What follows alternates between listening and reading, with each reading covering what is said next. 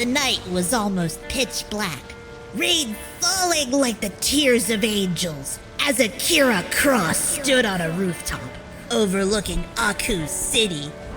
The rain was heavy and cold like his heart as he looked down on the evil city, filled with the evil creatures of darkness that made him so disgusted. He swept the red highlighted black hair from his pale face, turning his face towards the dark sky, the rain masking his tears that fell from his brown eyes as he thought back to that fateful day that brought him. I forgot how horribly long and boring the drive to the chapter house is. I left my Diaz at home. Entertain me. I would, Marcus, but I think Sir D might need some help with the wheel. I need no such thing!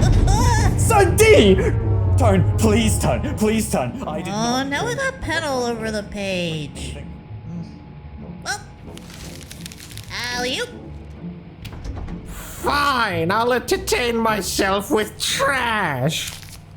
What's this? Oh, I did just Couponing. You can. Hey, boy. What you doing? just writing stuff. What are you writing? Oh, it's a kind of story. A story, huh? Do tell. Well, for the past little while now, I've been working on a story that I'd really like to get published? Published, yeah. Ooh. Can I see it? But, well, I don't know. I'm kind of nervous. What if you loathe it? I understand your hesitation, son, but know that we all support you. Yeah, don't be nervous. We're your family. It's not like we got anything better to do on the car ride to Occam's. Ain't that right, love? No, right, Paul, right? Aha! That'll show you for tailgating! Yeah, I'm sure I'd love to. Boy, I am willing to proofread your story. But you must know, if you do not wish to share your tale with us now, you have no obligation to... Okay, so all the good stories on the internet usually have something called a beta reader that you have look at your stuff, so I took the liberty of making a copy for everyone. Oh, it seems you've been preparing for this. Jesus, how many pages is this? No wonder the printer was out of ink. Marcus, ink is replaceable. Boyhood wonder is not. Sir D, that was a stop sign. We had right of way!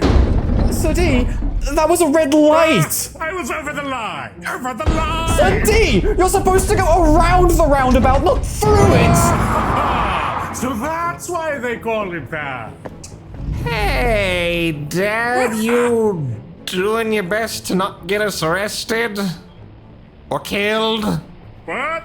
Yeah, sure. Father, Boy has written a story he would like for us to read. Oh, what a creative little scam! Why, I'd love to. Sir D, you're driving. Or doing something that resembles it. You can't! That's true! That's okay, Grampy. You can maybe just listen and tell us all what you think. Nonsense! I shall partake. For my darling grandchild, there is nothing in this world I would not do for you. I would stare deep into a burning eclipse, punch 100 jaguars, even eat a shapely boulder like a common household velociraptor. Everything you just described is extremely dangerous. Well, I don't want any of that. I just want you to hear my story. Then support your creativity we shall.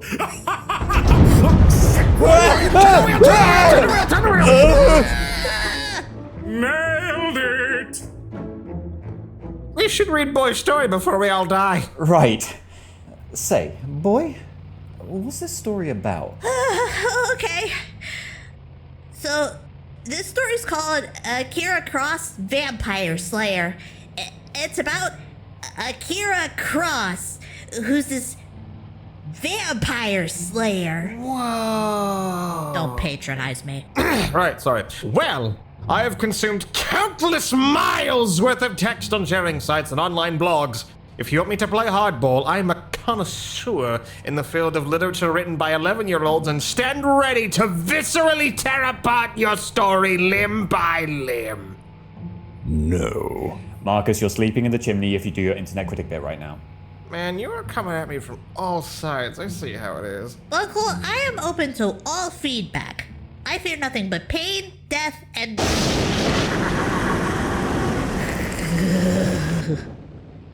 You said this was a vampire slaying tale? Tremendous! You'd know all about that, wouldn't you, you little dead-eye?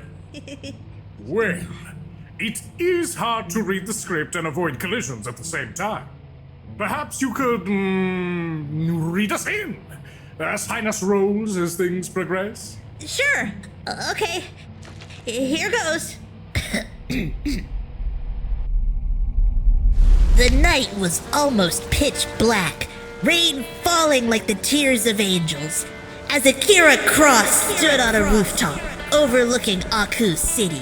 The rain was heavy and cold like his heart, as he looked down on the evil city filled with the evil creatures of darkness that made him so disgusted.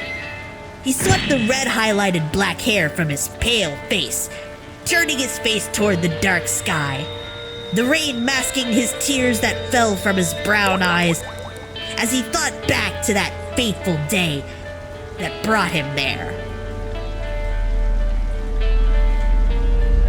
Akira came from the legendary Cross family, a clan of vampires hunters from all around the world. His father Slab was a Master Chief in the Marines before he became a vampire hunter, and his mom Yumi was a priestess who hunted demons in Japan. Ah, the yokai. Many a fearsome creature under that designation. Sorry, boy, I don't mean to digress, but have you actually fought yokai before, Sodi? Ah. I mean, I've heard, stories about there being special vampires in Southeast Asia, but never anything about a confirmed yokai sighting. Yokai? Why, the true to life was the Dover demon. But Kuei Jin? Mistakes, fantasies, delusions of those who dream of the mysterious Orient. At best, a cute misunderstanding. At worst, a vile Occidental conspiracy to prevent you from supporting your local Vietnamese takeaway. God, I wish I got that recorded. Right, but what about yokai in general? Oh yes, just as there are various and sundry cryptid critters in Western nations, so too do mysterious beings exist in the East.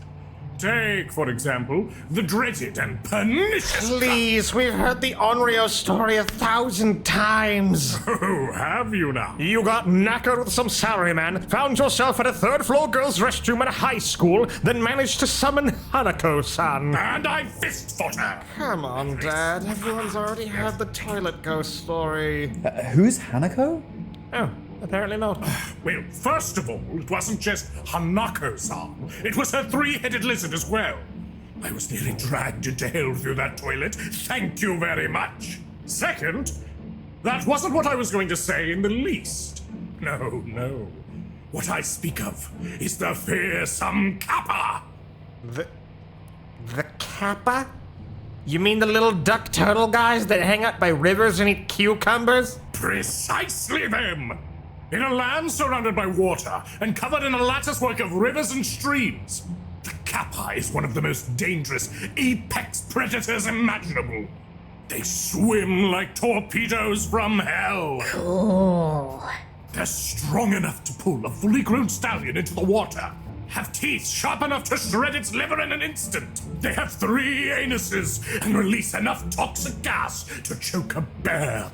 3 buttholes. And if they don't render your fat from your hollow, marrowless bones, do you know what they do?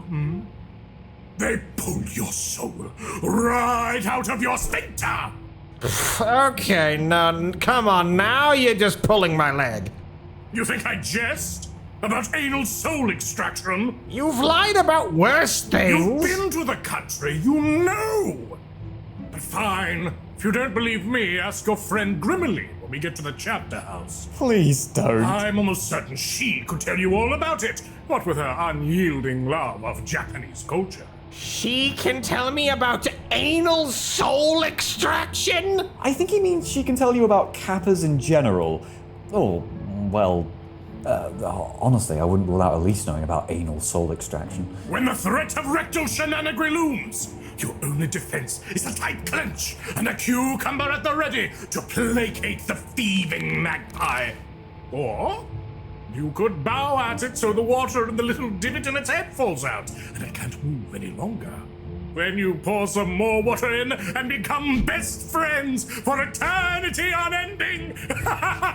Those were the days. Please. Oh, hey, Dor, thought you fell asleep. I believe it is time we return to the story. We have spent a great deal of time on anus-attacking monsters without giving Boy meaningful feedback. Oh, it's okay, Dad. I was getting lots of good notes. I'm gonna include kappas in the story somewhere. Please do not. Okay, no butt stuff. Anyways, he and his younger twin brother Ryu trained every day at their mansion in Japan, which was actually an old castle from the feudal era. They trained to use katanas and sharkins. Pause. Sharkins? You know, like Sasuke has? The throwy star things? Oh, shuriken. Yeah, you'll want to change the spelling, otherwise people might think they threw sharks around as weapons. I don't know. I kind of like the mental image of vampire hunters whipping sharks at monsters. Okay. They trained to use katanas and shurikens, and their mom taught them spells for binding demons and ghosts. But Akira's favorite training was the gun training he had with his dad, because he loved to shoot assault rifles, and sometimes his dad would bring home experimental guns like the crystal pistol, which were always cool. A crystal pistol, you say?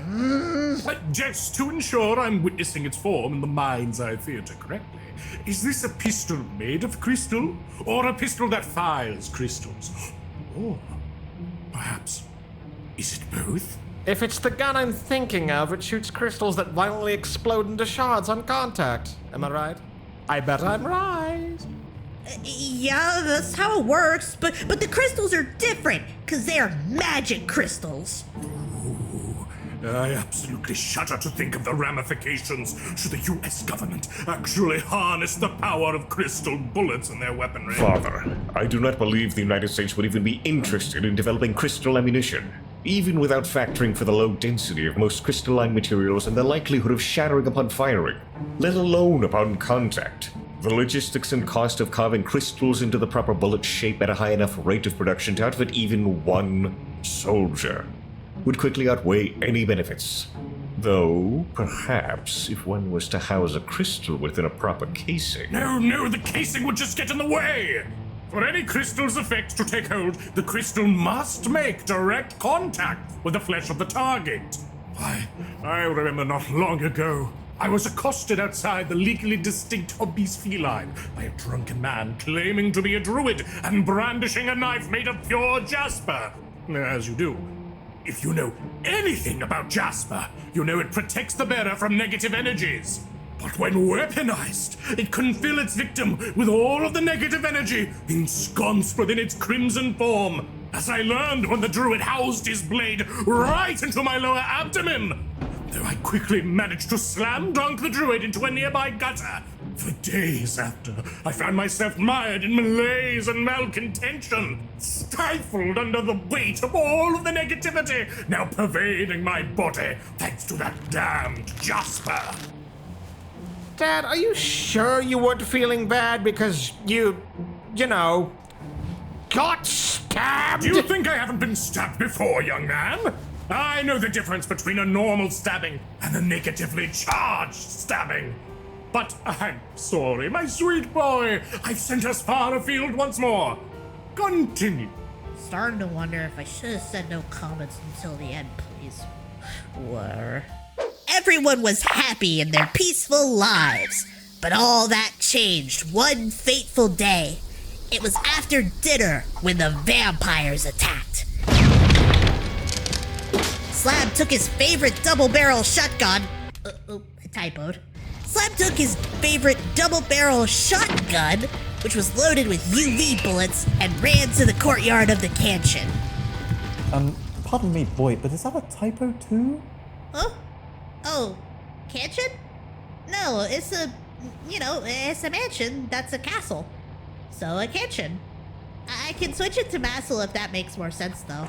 Personally, I'd say stick with either mansion or castle. The portmanteau might be a bit confusing. Portman's toe? Continue. Oh, this is Slab's part.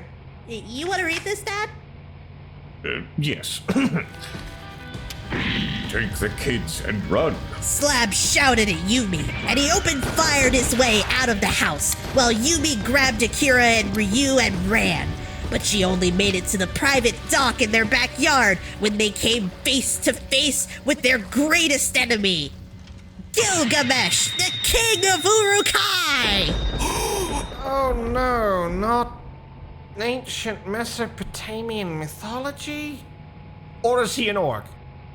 Mesopotamian orc? He was a massive man with a massive beard and an evil smile full of razor-sharp teeth. That's right! That's exactly what he looked like! He laughed loudly and evilly. Grampy, you're really loud. Maybe you should read for Gilgamesh. Oh, it would be an honor, sweet child. Did you actually think you could escape from me? Oh, pathetic. As he laughed, he tossed a body at Yumi, knocking her off her feet. It was the body of Slab, drained of all its blood. Yumi broke down in tears, unable to fight back against Gilgamesh's incredible power. She pleaded with Akira and Ryu to run away, but they were quickly caught by Gilgamesh's wicked henchmen. Akira was forced to watch as Gilgamesh bit his mother and brother in the throat, quickly draining them of all their blood. Stop! I'm sorry, please. I just need a moment to compose myself. Oh, fuck. Dad, are you okay? You're not having a flashback, are you? No, just not only have the rock upon which the family foundation was built, the honorable Slab, laid to ruin, but to see the very lives of the sweet, nurturing Yumi and the rambunctious scamp Ryu snuffed out so viciously. I knew Gilgamesh was a vile fiend, but this is truly a new low of villainy. How could I not be moved to tears at the tragedy of it? I mean, I'm not having a hard time. Marcus, be nice. All right. Okay. We're good. I'm good. Please continue. As Gilgamesh laughed evilly once more, Akira had enough. He screamed, feeling a burning rage rising inside of him, and suddenly there was a flash of light. He unleashed all of his anger into a burning aura and formed a giant flaming katana in his hand, cutting down the vampire that had captured him. His parents had never had the chance to tell him and Ryu, but his father was descended from the Nephilim, ancient angels, and his mom was descended from Yokai, Japanese demons. This made him half American, half Japanese, half Nephilim, and half Yokai, which made him extremely powerful. Nephilim, Yokai, and human together. The blood in that hybrid is as potent as they come. Akira is among the most powerful entities I've ever heard spoken of, even in legend. Oh, sorry to interrupt again, but there's something I've come to notice. You don't appear to use commas in your writing. Is that a stylistic choice, or...? What's a comma? Commas are an admission of defeat in syntax form. They are for people who have no confidence in their own words. They speak of hesitance, of pausing, and you should never pause. Speak your words as lightning. In addition to teaching Boy about ancient literature, such as the Epic of Gilgamesh, Father insisted that he preside over Boy's grammar lessons. Which, as you can see, went about as well as our math lessons. Don't think I can't hear your sarcasm, son of mine. I taught you all to be mavericks of the written word. I'll spell your name with a comma after every letter. Son, you curse me so! Break! Watch out, watch out, watch out, watch out!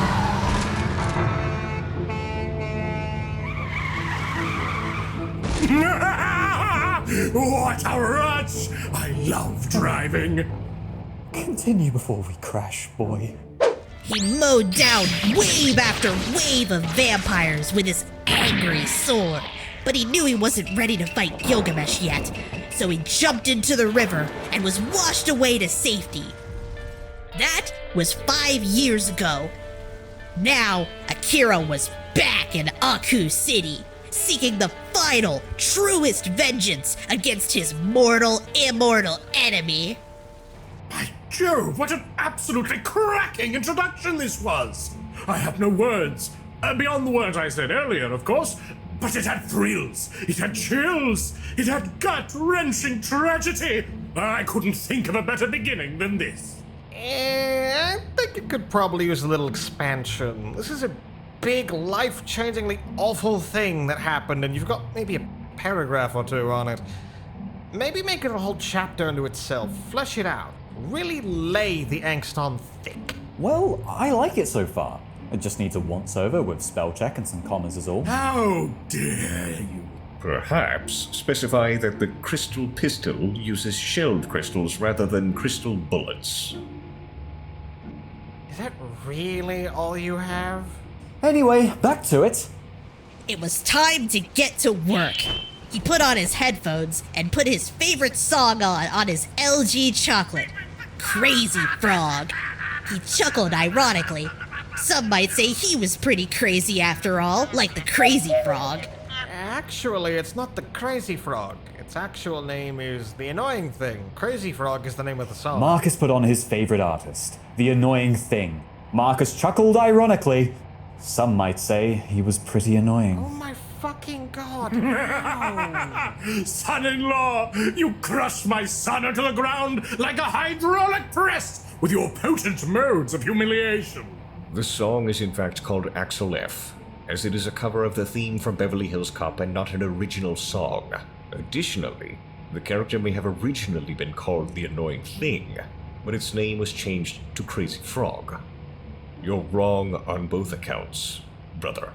Oh god, not you Hey, wait, since when did you know fuck all about Crazy Frog? Since my son began his obsession with that mind-numbing nudist. He's not nudie though. A lot of cartoon characters are just drawn like that. Boy, you can see his penis. Wait, what? Are we sure we all watched the same video? Oi! Let's continue. He leaped off of the 50-story tall building and shot like a rocket to the street below, the force of his landing and his steel-toed boots making a crater in the street where he landed.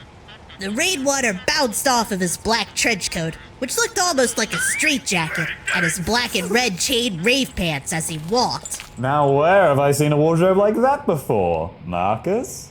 When you're of the big and tall persuasion like myself, fat pants provide both ample breathing room and storage space. They're handy and they make me look cool. Continue. Akira walked to Duskheart Academy, his high school which was only open at night. He never liked going to school much because he felt like everyone was always looking at him funny, and any one of them could secretly be a monster in disguise. Tonight was the night he started his Economics 101 class. Oh god. No, Akira! But as he walked into the classroom, he got the shock of his life. Standing behind the desk wasn't a teacher, it was Gilgamesh!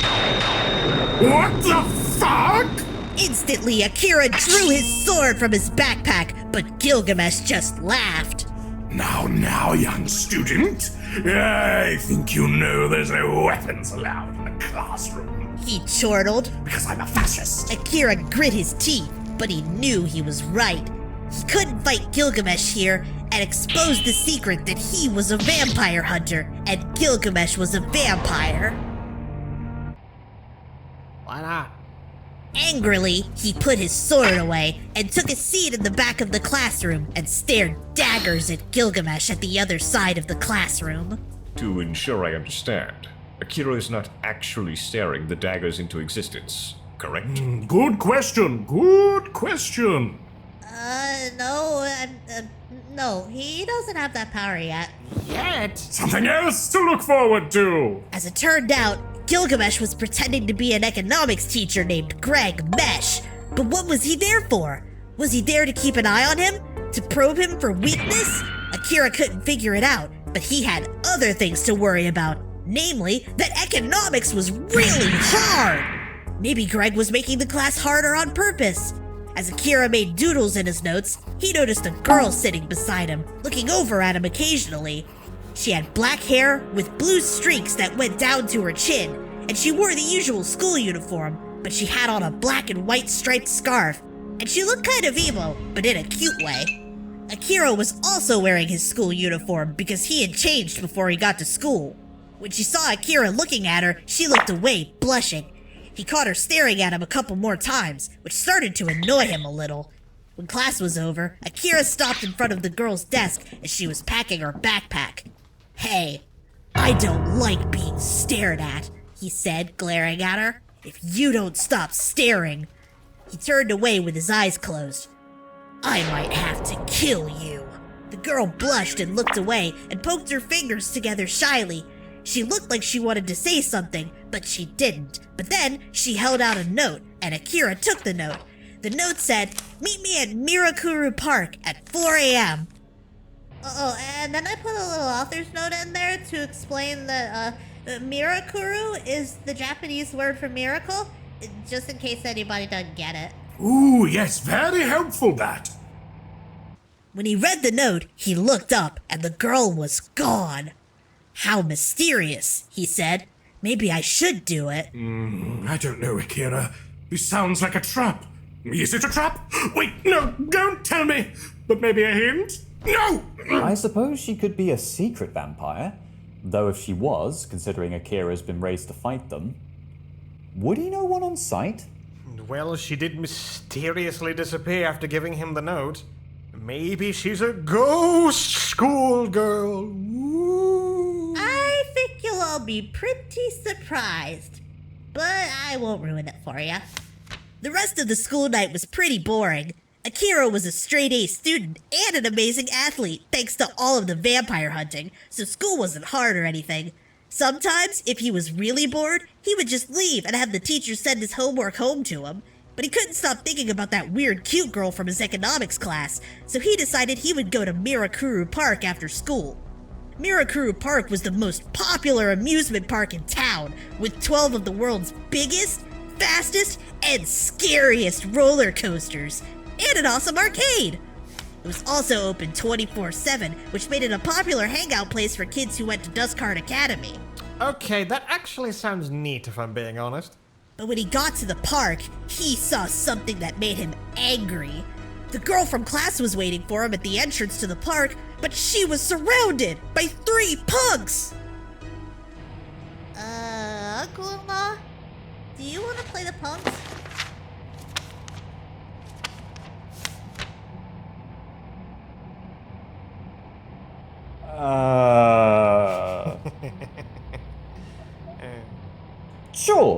Sure, I will.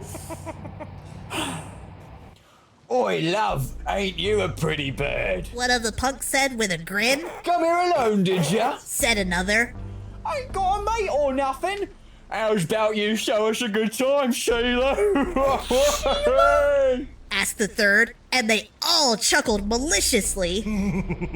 Yeah, kind of like that, but more menacingly, you know? Oh, this is the best story ever.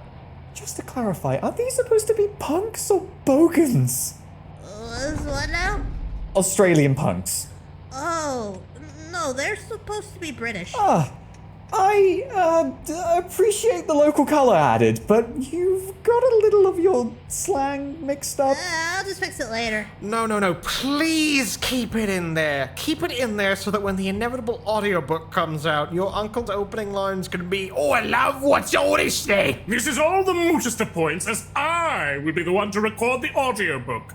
Anyway, keep going, for I crave to see more heroics from our young slayer.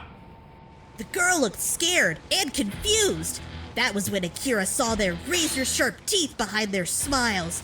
They were all vampires! He knew he had to do something fast. He pulled out the black-bladed katana, the Tenshi no Ken, from its holster on his chain paints.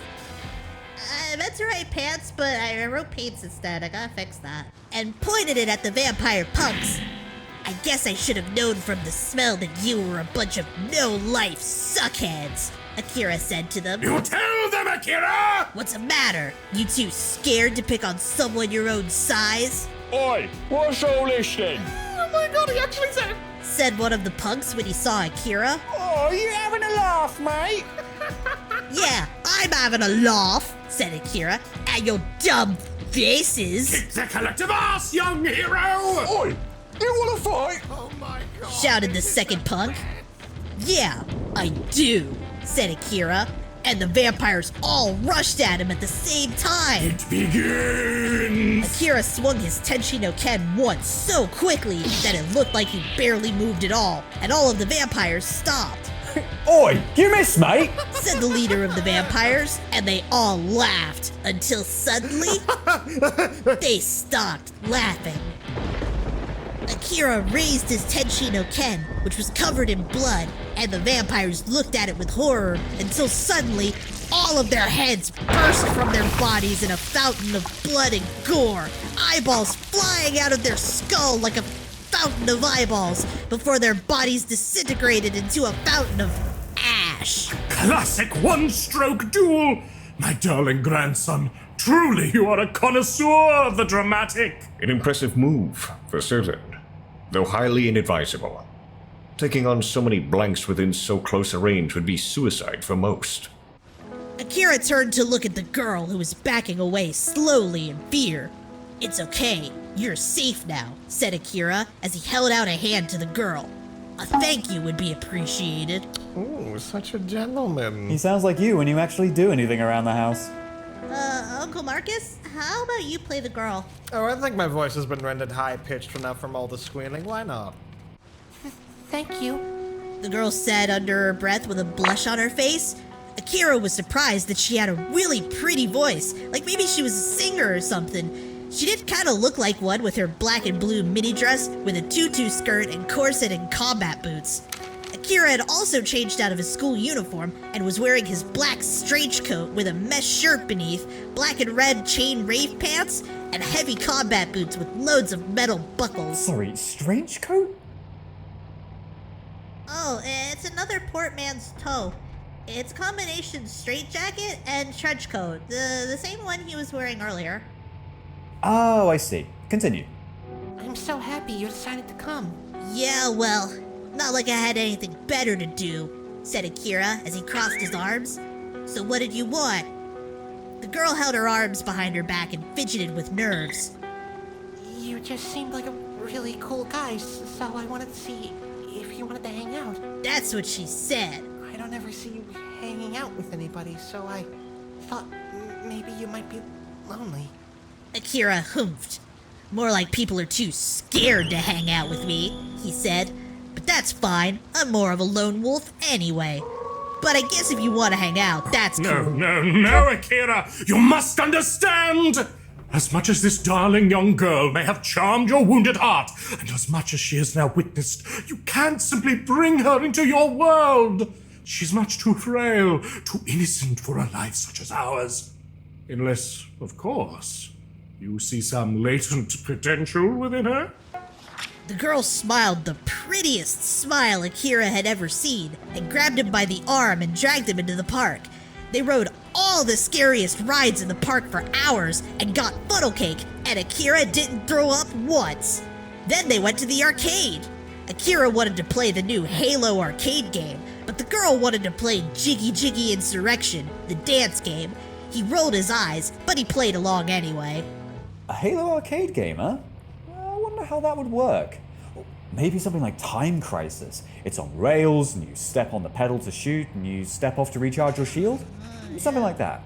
Oh, you ever see that game, The Grid?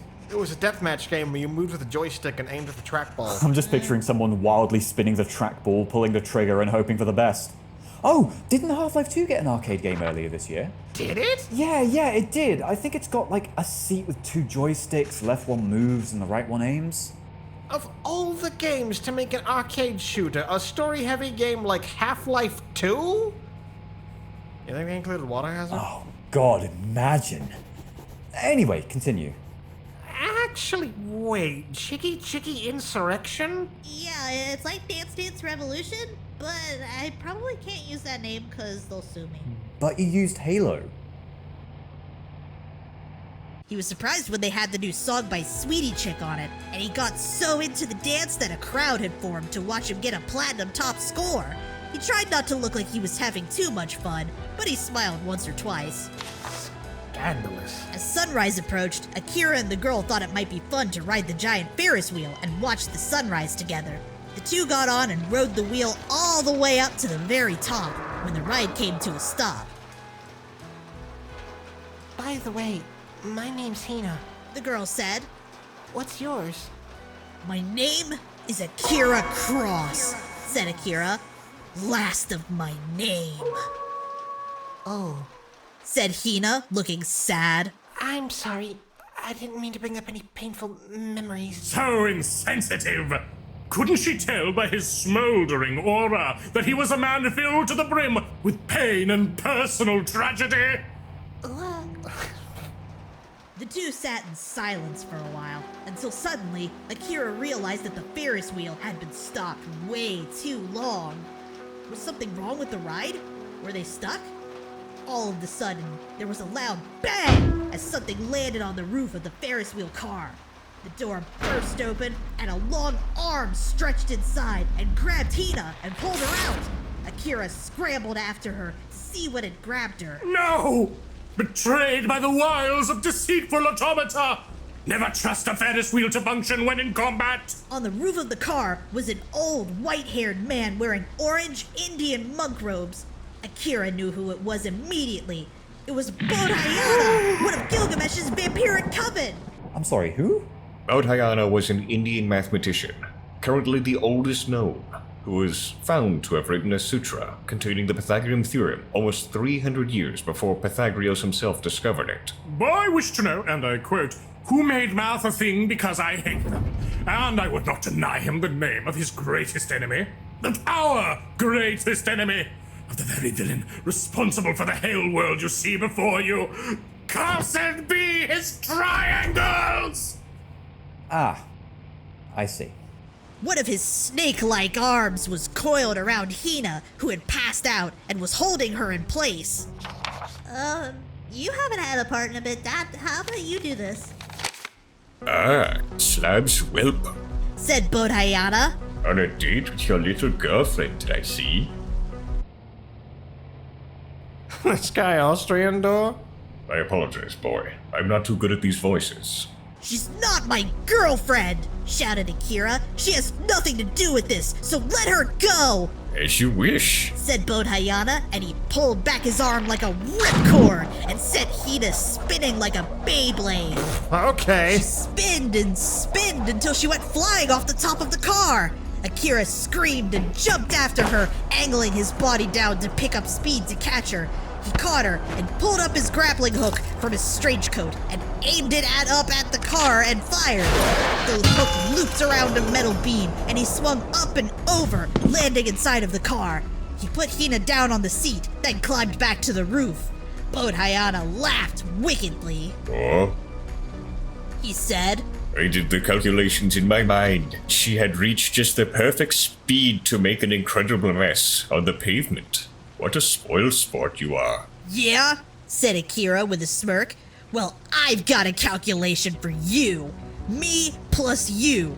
solved for who gets dead. Oh, it is so cool! Akira charged at Baudhayana with the Tenshi no Ken, but Baudhayana's body pulled out of the way of his swings like he was a giant rubber band. He's made of rubber. How did that happen? Yo ho ho! He took a bite of vampire. He swung with precision, but none of his blows seemed to land. If only he'd brought his UV gun with him, he thought maybe he could have hit him.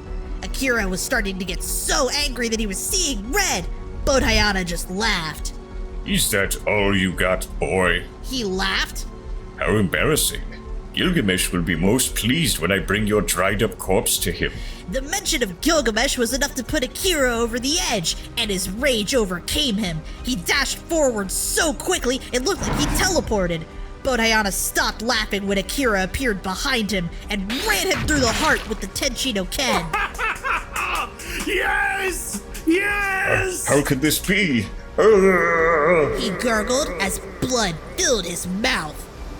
You pissed me off, said Akira as he pulled the Tenshi no Ken sideways out of Baudhayana's chest. Akira flicked the blood off of the blade and put it away as Baudhayana crumpled to the floor. But just as Akira was about to return to the Ferris wheel car to see how Hina was doing, Baudhayana stood up with a laugh.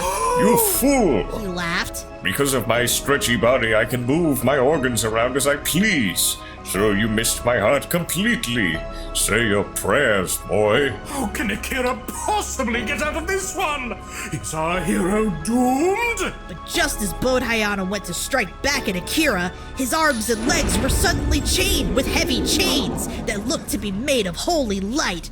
He screamed as the chains burned his flesh. How could this be? Baudhayana screamed as he freaked out. Suddenly, someone shining with a bright white holy light came floating out of the Ferris wheel car. Akira couldn't see who it was right away because the light was too bright, but as he kept looking, eventually he could see it was Hina! Hina, how are you doing this? Akira asked, but Hina said nothing. She just pointed her hand at Baudhayana. Thy judgment is nigh. Hina said with a voice that didn't sound like Hina's. Oh shit, my bad. Thy judgment is nigh, and the sun shall be thy judge, jury, and executioner. Baudhayana looked on in horror as the sun began to rise over the horizon. He freaked as his body caught fire in the sunlight, and soon he was burnt away to nothing. When Baudhayana disappeared, Hina suddenly said, Our work is complete. and she closed her eyes, and the light faded, and she dropped to the roof of the Ferris wheel car. Akira picked up Hina's body. She was okay, just passed out. When the Ferris wheel ride was over, he carried her to her house after looking up her home address on his phone. Her parents weren't home because Hina was also an orphan, so he laid her on her couch and went home. Okay, so, more thoughts? What an exhilarating fight that was! And what a shocking turn of events! That sweet, shy little Hina was hiding such incredible power! I don't know, it kind of comes out of nowhere, doesn't it? There's no real foreshadowing to it, it just kind of happened. Well, this is just a first draft, I assume. You can add that on the second pass, you know? Just notes for later? I would suggest that Akira should not fight the blanks head-on, as that would be a needlessly dangerous tactic. Perhaps instead he should lure them into a series of traps that he laid out near the park ahead of time. This would go far to illustrate his superior planning skills. Yeah, I guess I can do that. Oh, it's time for a really cool character. Okay, here we go. Akira lived in an apartment on the top floor of the tallest building in Aku City. He lived there with his mentor, Mars. Mars was the man who had found him after he washed up on the river after his fight with Gilgamesh. He was a world-traveling monster hunter, and when he looked into the young boy's eyes, he knew he saw a fellow fighter. So he took him with him around the world to train him and take care of him. He was named Mars because his fiery red hair looked like the surface of Mars, but ironically, it was also the name of the god of war, which Mars absolutely was when it came to fighting monsters. He taught Akira all kinds of cool moves, like how to hide wooden stakes in a vest under his shirt, and whip them out when a vampire got too close. Yeah, that is a pretty cool move, isn't it? Mars was like a big brother to Akira, and the model of what kind of hunter he wanted to be. Oh, that part kind of stops there just because I haven't had the time to get to the rest of it. But basically, Kira's just gonna tell Mars what happened, and Mars will be like, total epic win! And they'll deathmatch before bed. I know. Isn't the love between these two overwhelming? Yeah, it's powerful stuff. But, yeah, I still need to write the next couple arcs, because he's got to fight the rest of the sidekicks before he gets to Gilgamesh, right? So, the first is Jack the Ripper. Natch. Then he's gonna fight Florence Henderson. Florence Henderson?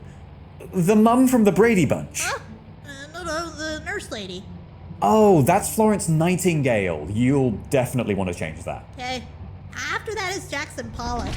Good. I never liked his paintings. Messy nonsense that anyone having a prolonged series of muscle spasms could replicate. I would pay to see you recreate Pollock Door. Come to think of it, I don't think I've ever seen you state an opinion about art that involved architecture. Cubism was superior to abstract expressionism anyway. I can guarantee Joseph Gokar would have made a Pollock painting, but Pollock could never build the House of the Black Madonna. Yeah, I've got no clue what any of that is. Any other members of the Goon Squad? Oh yeah, the last guy is Andre the Giant. If I may ask, why these people in specific? Well, usually when you see a bad guy's minions, he's got a weird guy, a smart guy, a big guy, a lady, and a really scary guy. And I thought it would be cool for his minions to be people from history. Well, pretty solid choices, I'd say, if a bit disparate. Yeah, he'd fight all of them. Jack the Ripper would come back a few times, so he'd have to fight him a couple of times. And then at some point, Gilgamesh kidnaps Hina. Hina, no! Because of course he does! So yeah, I think I kind of got bored and jumped ahead a little, because the next bit's after Akira and Hina killed Gilgamesh. Of course he did! I knew he had it in him! As Akira stood over the slowly disintegrating corpse of Gilgamesh, he couldn't believe what he was seeing on the screen. You do this one, Grampy. Gilgamesh! Come in, Gilgamesh! Said a strange bat-like alien on the screen. The homeworld needs to know how plans are going for the invasion of Earth. Do you copy? What the heck are you? Akira asked angrily. I see you have defeated our champion, Gilgamesh. What a shame. Said the bat alien. We are the Chiroterrans. We are the creators of the creatures you call vampires. They were to be our advanced scout party in order to harvest the resources of your planet. We needed them much more than you did. But now that Gilgamesh is dead, I suppose we have no choice.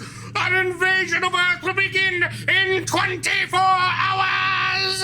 Oh, what a twist! So, you guys are the reason for my suffering? Akira asked with angry tears in his eyes. I'm gonna kill you! But just as Akira was about to lose himself to his rage again, Hina woke up and sadly put a hand on his arm. No, you can't. She said weakly, as she was still tired from summoning the Merkaba. I'm sorry, the what? She summoned a tank. This Hina didn't strike me as being enlisted in the JROTC. Even if she was, they'd be much more likely to give her an M1 Abrams. Why the Merkava? Door, why would there be JROTC in Japan? No, it's not a tank. It's, she summoned the Chariot of God. That's a little esoteric, innit? Did your Grampy teach you that one? I just saw it in a dream once, and it told me its name. Yeah, dream revelations from the Cosmic Divine. We've all had them. Continuing. You have to stay in control. I won't lose you again. Akira looked sadly at Hina. I promise I won't leave you, but I do have to go deal with this. But where are you going? Hina asked. I have to go to my father's homeland, Akira said. To America! As soon as they left Gilgamesh's destroyed base, Akira took Hina home and told her that no matter what happened, she needed to stay there. Gilgamesh may have been dead, but that didn't mean the Chiroterrans weren't also potentially looking to use her for her powers. Hina wasn't happy about it, but at least she wouldn't be alone with all their new friends at her house. Oh yeah, at some point they're gonna make friends with I know there's gonna be a werewolf guy in there somewhere, and also a guy who uses fire magic. Oh, and a succubus? Hina's not happy about the succubus. Oh my! Do I sense a love triangle brewing? Mother, what have you been teaching him? How does he know what a succubus is? As Akira was getting ready to leave, Hina stopped him at the door. Just promise me you'll be back in time for the prom. Okay? She said with a blush and tears in her eyes. You know it, said Akira, and he strided away, pulling out his LG chocolate and calling up his father Slab's old friends in the Marines. And the prom's tomorrow. Hi, Mr. Chief, sir, said Akira. I thought that was a funny reference. I need to talk to the president. We've got a problem. And this is where, if it was a show, there'd be a cool title card saying this is the next story arc. I can absolutely see it! The triumphant music swells, and the audience will be vibrating with excitement at the grand adventure to come! It didn't take much talking from Akira to convince the President of the United States to give him full access to Area 51. After all, where else on Earth would one go when they wanted to stop an alien apocalypse? Absolutely. When he got to Area 51, he found out that the world governments had known about the Chiroterrans for some time, but they didn't have definitive proof of their existence until Akira had killed Gilgamesh and revealed their plans to the world. They thought this would be a great opportunity to try out their newly set up Space Marine program. They wanted Akira to lead the program, but he wasn't interested in all the genetic experimenting they were doing. And after all, he didn't need any of that with his unlocked half-breed powers. So the government said, fine, you don't have to go through the genetics, but take our Space Marines with you when you go. What kind of space marine we talking? Spartan or... Spartan. I mean, they're not exactly the same though. I just haven't written about them much. I call them the Crimson Dragon Blades. But we're not there yet. Anyway. Akira agreed. They also showed him the experimental ship they had built, which could achieve faster than light travel, the Catchy. Akira took his squad of Space Marines, Kanye, Jake, Josh, George, Johnny, Connor, and Lemmitooth, and boarded the Catchy. Why do these names give me deja vu? The government had sent scout drones ahead to find the exact coordinates of the Chiroterran homeworld, and they determined the ship would arrive within 10 hours. As the ship took off for space, Akira braced himself for the upcoming battle. Marcus, I think my nose is bleeding. I kind of skipped this part too, but they land on the planet, and as soon as they get out, there's laser fire everywhere, and everything's exploding, and a bunch of the Marines get shredded, and it's super bloody and stuff. It's super cool and gory, but like also sad and stuff because everybody's screaming and dying, like Saving Ryan's Pirates. Very age-appropriate, yes. Oh, I know you don't actually have a problem with that one. Who was planning on showing him Genocyber? The one where two little kids get shredded by a minigun at the start of the second episode? Genocyber is a classic and a rite of passage. And it wasn't just a minigun, it was a minigun and a helicopter. When Akira finally arrived at the top of the tower, he was met with a shocking sight. There in the control room of the tower was a boy who looked a lot like him, but who had massive bat wings and short spiked blonde hair and red eyes. Akira stood there with his mouth hanging open. Is that you, Ryu? It can't be! Gilgamesh killed you! He screamed in anguish. That's not quite true, brother, said Ryu. Gilgamesh had intended on turning me into his vampire thrall when he attacked. But when he took me back to his base, his Chiroterran leaders saw there was something special in my genetics, and they commanded him to send me to them. They mixed my DNA with Chiroterran DNA. So now, I have the strength of the Nephilim, the magic of the Yokai, the willpower of the human heart, and the dark energies of the Chiroterran surging within me. I might be stronger than even you now, brother. But why, brother? Why are you working with these aliens that want to destroy the Earth? Akira asked through gritted teeth. Destroy the Earth? They want to do no such thing, said Ryu, looking confused. But they're planning to invade the Earth in 24 hours, shouted Akira. Oh, that was just a rogue element, said Ryu. We already dealt with him. The Chiroterrans are not the enemy of Earth. In fact, they want to be allies. So, they don't want to harvest the Earth? asked Akira. They did, but then they found out about you and me and decided they wanted to try seeking our help rather than harvesting the Earth's resources, said Ryu. Seek help with what? Asked Akira. The war, of course, said Ryu. The war against the X-Quides. Oh yeah. I forgot I started writing this part. The X-Quides? What's that? Asked Akira. They're only the greatest threat to the galaxy's ever known, Ryu said gravely. They're a race of creatures that are something like a cross between a horse and a zombie. They come from the furthest corner of the universe with only one desire: to consume all life. We call them the X-Quides because they're like horses that are wrong horses, that are horses. They have eyes of deepest crimson and are going bald in places, especially on their heads. Huh. Oh, that kind of sounds like... Is that? No, it's not. It's actually all part of the story.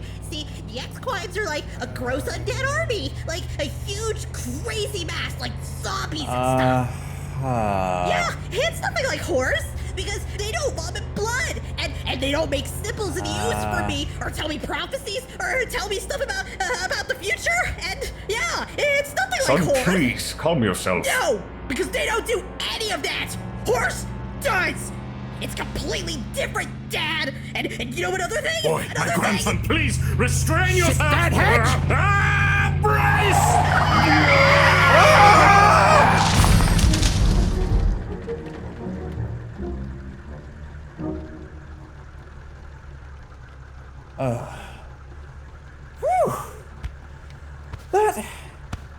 That could have been worse.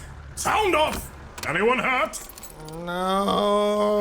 Not here. Boy, are you alright? Yeah. Why wouldn't I be? Because you were talking crazy, dude. Marcus, I was? Sorry, I just kind of blanked out for a second. Where was I in the story again? The rest of the story will probably have to wait, boy. It seems like we're at the Arcanum. Oh, cool. Well, anyways, I really appreciate you going through my story with me. It made the trip a lot of fun. Yes, indeed, dear boy. Fun was had by all. And since this collision with Remmel's dastardly hedge was quite minimal, I'd say all's well that ends well. Son-in-law, Yes, Sadi? go and prepare the window detacher with Marcus and boy. Are you sure you want to after that whole... Yes, I am. Allow Dor and I a brief moment, if you will. All right, I think I get it. Come on, boy, you can... wear the welder mask for a bit. Oh, hell yeah! And the particle respirator too? Sure thing, I guess.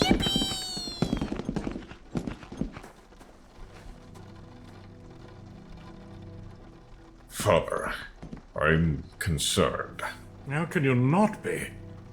Tell me your woes, my son. Boy has always been exemplary. But between those blanks in the tunnel, them breaking out of the cellar, now this... You worry it's too much for him.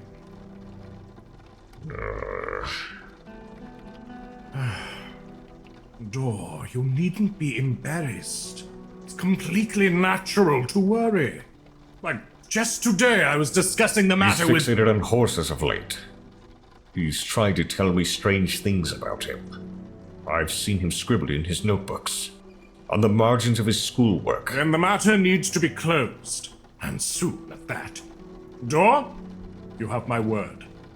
Once we finish this hunt, I shall do all in my power to mollify this strange fixation of his. Thank you, Father. I will speak to him myself as well. You will move past this. I know it.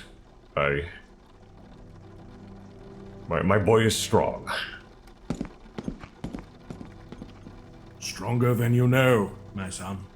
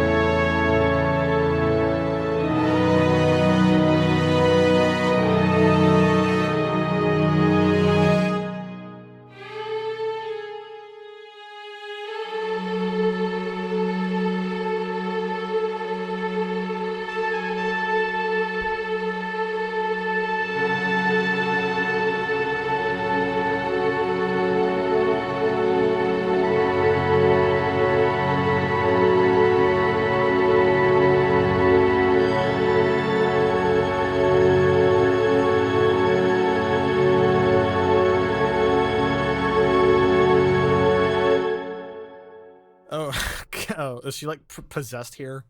Okay, all right. Let's try this. Thy judgment is nigh, and the sun shall be thy judge, jury, and executioner. It's too good. Oh. I have a very good vocal range, actually. They just have me voice this one fucking twunk. Yeah. Oh, man. I wish we could have that in.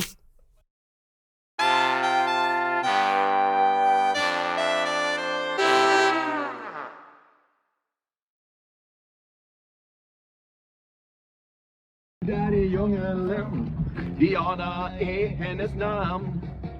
Och hon går ut med Devil i månens sken och ger Fantomen sin famn.